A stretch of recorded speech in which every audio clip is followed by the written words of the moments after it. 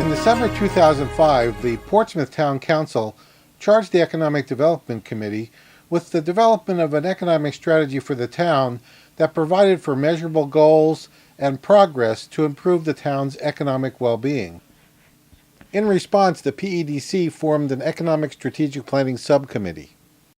The process for developing a workable, lasting, and effective strategy required a significant amount of background research, interviews with economic experts and stakeholders to gain sufficient information with which to start. Phase 1 represents an interim report to the town of work to date and provides a framework on which to build a solid strategy that will include recommendations on policies and actions, along with achievable goals to improve the economic well-being of the town and provide both quantitative and qualitative measures to gauge progress along the way.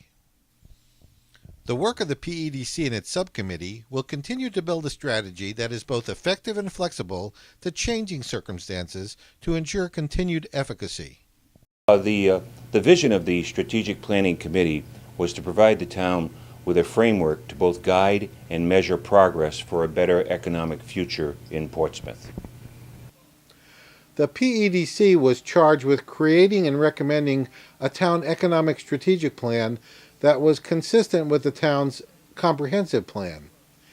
It encompasses the vision of the West Side Master Plan while taking into consideration the economic spin-offs that will impact the entire town of Portsmouth. In the near term, we would be focusing on Melville, we think, because that's where we're primed for near-term development. The next step is Phase 2, and in Phase 2 we will develop an economic strategic plan. In that plan we intend to include a 5-year projection with a 10-year outlook. We'd identify policies and initiatives to support smart growth. We'd also identify obstacles that may impede progress and possible ways that we can overcome those obstacles. We'd also recommend principles and metrics against which we would measure our progress. And the principles are very important because we want to have a balanced and prosperous outlook for the town. Developing an economic strategy is a significant and complex undertaking. It must be done in deliberate steps with reports along the way to ensure that the work of the subcommittee is in consonance with the town's leadership and has the consensus of the citizens. In the first phase of the undertaking, we sought to answer 2 basic questions.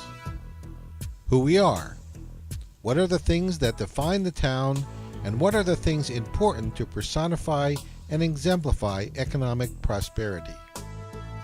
Second, what are we ultimately trying to do? What are the objectives that we must achieve to gain and maintain economic prosperity? What forces will help or hinder us in achieving those objectives? What framework is needed to both guide and measure our progress toward a better economic future in a town that grows smartly while keeping its New England character, maintains a business-friendly environment with a high quality of life in a stabilized revenue structure? A strengths, weaknesses, opportunities, and threats, or SWOT analysis, helped us define who we are in terms of the factors and the issues that define the economic environment in which the town exists, both now and in the foreseeable future.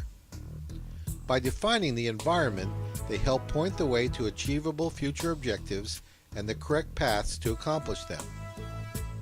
SWOTs are the forces that can either help or hinder affecting things that are necessary to support a positive economic climate for the town. A strength is an asset or policy that can be leveraged to help achieve our goals. A weakness is a liability hindering us in achieving our goals that can be corrected or mitigated. An opportunity is a situation or element that can be seized or capitalized on to support our goals. A threat is an element or force that must be countered because it threatens achievement of our goals. Based on the experience of communities around the nation that have used smart growth approaches to create and maintain great neighborhoods, the Smart Growth Network developed a set of 10 basic principles. They are mixing land uses, taking advantage of compact building designs, creating a range of housing opportunities and choices, creating walkable neighborhoods, fostering distinctive, attractive communities with a strong sense of place, preserving open space, farmland, natural beauty, and critical environmental areas, strengthening and directing development toward existing communities, providing a variety of transportation choices, making development decisions predictable, fair, and cost-effective, and encouraging community and stakeholder collaboration in development. This shows the postulated economic strengths and opportunities of the town. They are shown in relative importance of the strength or opportunity to the economic well-being of the town, and the urgency of the action required and the time frame attention is needed to affect or cause the desired outcomes. Again, strengths are assets or policies that can be leveraged to help achieve our goals.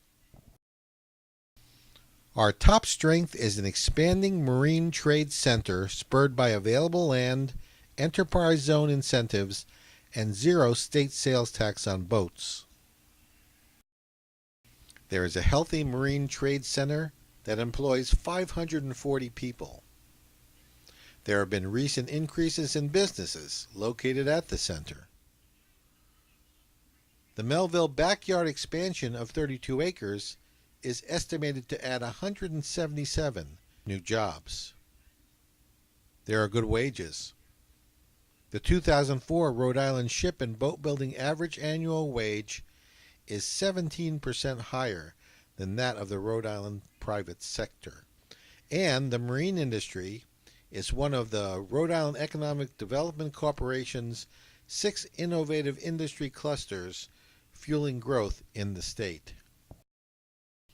We have a prime coastal location with regulatory approval for a 1,500 slip marina, plus other development on smart growth developable land for high-end recreational use. We have a committed developer with financial resources who is proving the viability for profitable, economically enhancing win-win development of the waterfront. The Weaver Cove, Weyerhaeuser, and Carnegie Abbey properties are examples. We have a stable and growing defense business base. We have Raytheon. We have Naval Station Newport, including growth from the recent base realignment and closure decisions.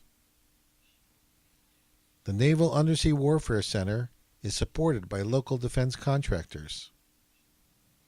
And the defense industry is one of RIDEC's 6 innovative industry clusters fueling growth in the state. We have a desirable residential community committed to maintaining its New England village character with a business-friendly environment. We have an enterprise zone, including town-sponsored tax stabilization. We have a dedicated and well-staffed town planning office. We have a town director of business development. And we have no property tax rate penalty for businesses. We have advocacy of smart growth of other developable lands by town decision makers, such as the town council, boards, and committees. We have a town center project. We have planning board initiatives such as the planned unit development ordinances for resorts and marinas. We have a design review board supported by good design review guidelines. We have established a Portsmouth redevelopment agency, and we have a proactive economic development committee. Opportunities are situations or elements that can be seized or capitalized on to support our goals. They include the future release and development of tank farm land. There is 270 acres with bay and ocean access. Next is an increased business and resort tax base that can reduce the tax rate and provide opportunities for instituting fee-for-service measures. The Island Park development can increase tax valuations and benefit the entire town. Tax valuation potential is achievable with a sewer infrastructure. The West Side Railroad right-of-way and Burma Road creates potential for public transportation and infrastructure development. It provides for both transportation and a utilities corridor. We have the ability to influence the Coastal Resource Management Council Special Area Management Plan for the West Side. There may be potential for Navy expansion due to future base realignment and closure actions or other consolidations. We also have an availability of potential sustainable energy sites. These include wind and tidal renewable energy sources.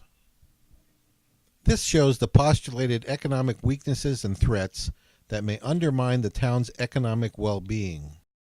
They are shown in relative degrees of impact of each weakness and the vulnerability of each threat to the economic well-being of the town, and the urgency of action required and time frame attention is needed to improve the weakness or counter the threat that impedes affecting the desired outcomes. Weaknesses are liabilities hindering us in achieving our goals that can be corrected or mitigated. One of our biggest problems and issues is the lack of sewers. Any solution to the sewer problem is very complicated, and there's a lack of state and federal funds for any sewer infrastructure development. We have limited capital resources, both public and private. We must bring in dollars from out of state. The fact remains that we have slower economic growth than the rest of the New England region. There is a lack of an effective transportation infrastructure. The two north-south corridors are stressed. There is no rail access to the island. There is no effective tourist, commuter, or shopper transportation on the island. And we have no marine transportation service. The current town budget and economic planning processes do not foster effective long-range planning. There is a short time horizon for the town council and school board. Long-range capital improvement plans and liabilities are not widely distributed nor debated. There is a high cost of doing business in Rhode Island. Contributing to this are high real estate taxes, high workers' compensation, and high energy costs. There is no legal governance mechanism on Aquidneck Island to implement across the three towns comprehensive development plans and visions such as the West Side Master Plan. Many organizations attempt to bridge the gap, but there is no legally binding mechanism to ensure the interests of one town are respected by the others. As an example, the Newport North End developments such as O2 Newport have serious implications for demands on the north-south arteries and Portsmouth plans for developments along the Burma Road. There is a lack of immediately available Class A business and commercial space.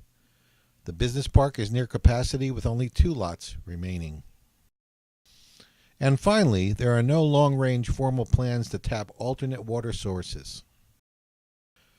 Threats are elements or forces that must be countered because they threaten achievement of our goals. There are competing needs for the town's budget. The property tax levy cap limits the town's ability to fund community growth. There is no state regulatory structure or funding sources in place to deal with the cap limit legislation. And our minimum reserves and long-term liability issues need to be addressed. The upcoming decisions on the current wastewater issues may foreclose future West Side development by loss of potential capital investors.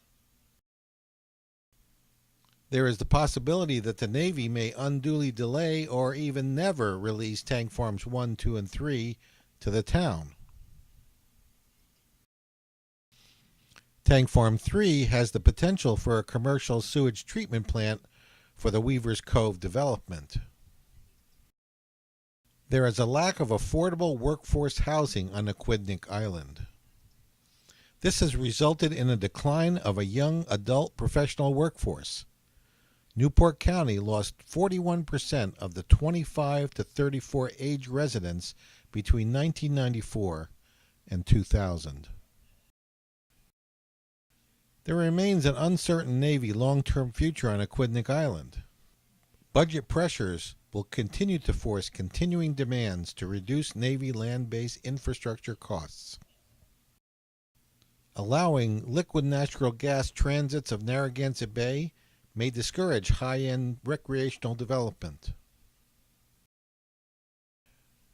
There is a threat of an influx of development that threatens to degrade the New England village character of the town. It will result in higher traffic volume and commercial sprawl with low improvement valuations.